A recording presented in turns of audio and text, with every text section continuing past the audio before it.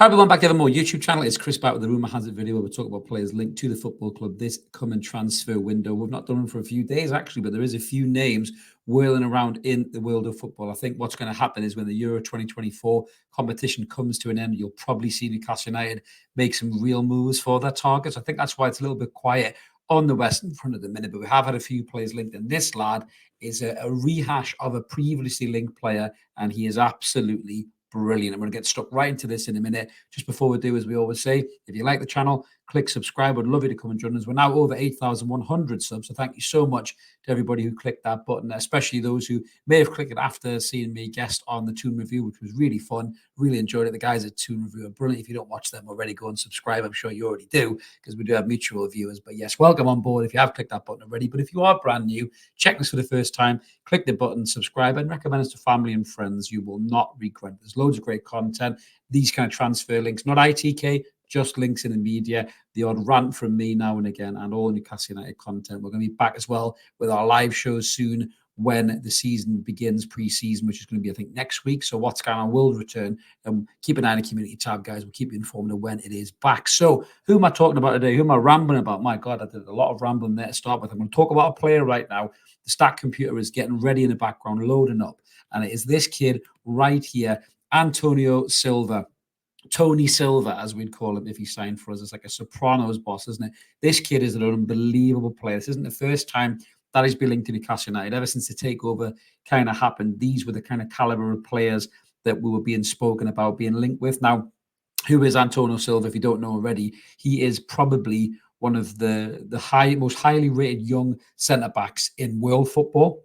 He's very much kind of penciled in to be that next big generation of those world-class centre-halves. You know, you think about players like, Sergio Ramos for years, Varane, Van Dijk, those kind of players. This kid has really been penciled in to kind of follow their path of progression and be that player, probably along with our very own Sven Botman as well, who we did sign from Lille, who was very much talked about in the same breath as Antonio Silva. This kid has been linked and tracked by everyone you could imagine, by Manchester United, by Real Madrid, by City. Everyone's had a look at him.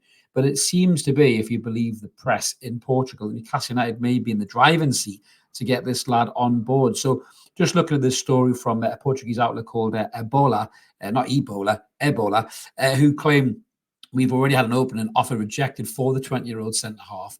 And Benfica president Rui Costa, remember him, turning down a proposal worth 35 million euro, which equates into 29.5 million pounds, plus 15 million on top, which is 12.5 million pounds in potential bonuses. Now, it seems that they're saying that we could return to the negotiating table in terms of an offer for this player. We all know clubs are struggling kind of financially around the world with the PSR FFP restrictions and all the ramifications and punishments that come with that. So it looks like that Benfica are holding out for 50 million quid, 60 million euro.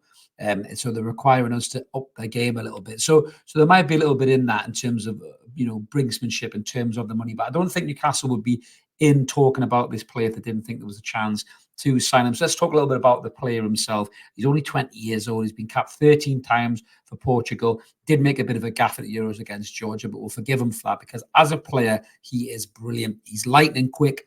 He's calm on the ball. His positional sense is ridiculous. The way he positions himself to get a tackle in, he last-ditch tackles, tracking runners, closing down space.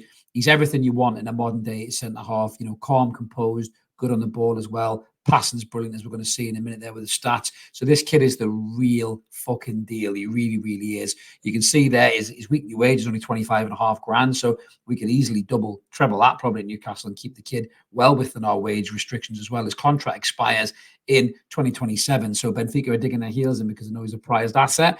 But the longer they dig their heels in, the more the contract runs low. So Newcastle may try and find a common medium ground here, like we did with Sven Botman, like we did with Sandro Tonali as well. I know that didn't quite work out the way we wanted to do because of the ban, but these two players were very much in the same category as Antonio Silva in terms of those brilliant young players who are destined for great things. But looking at his stats through the stat computer there, you can see his tackles. He's up in the 99th percentile. Tackles won, he's in the 98th.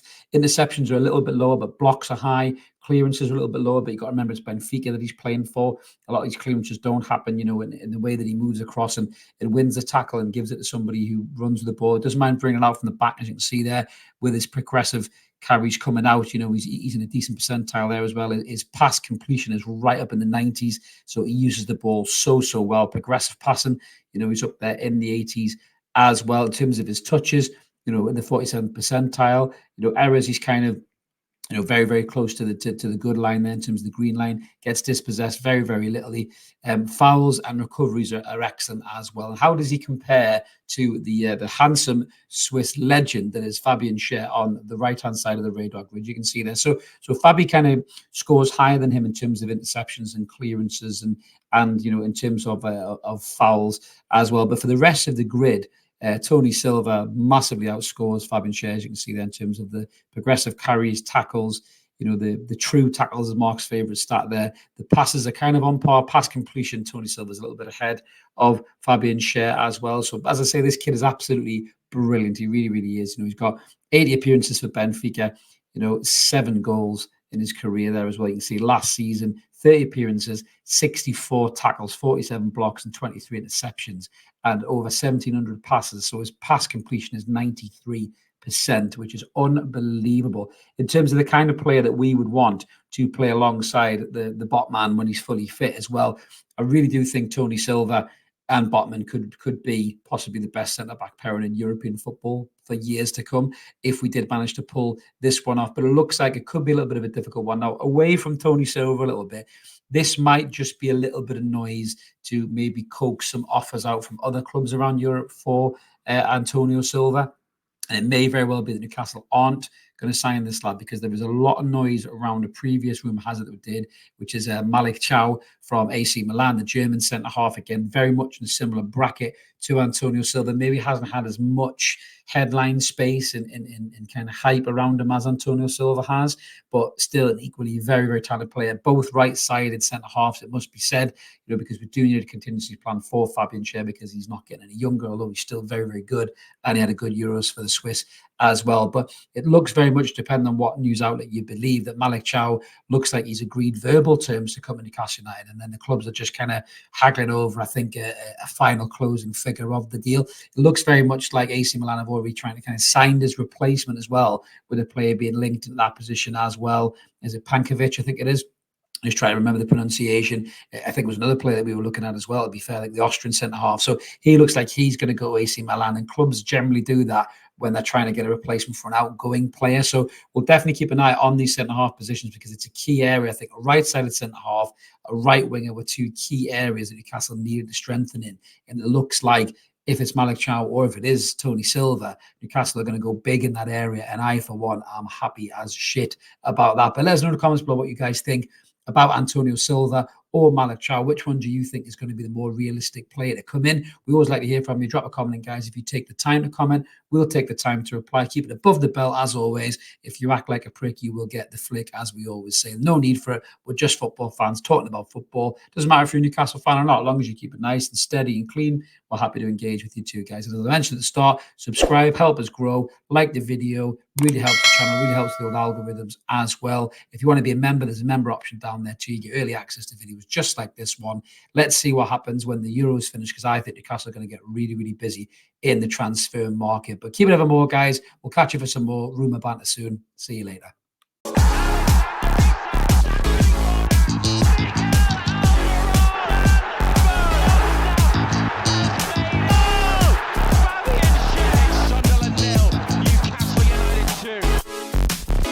He's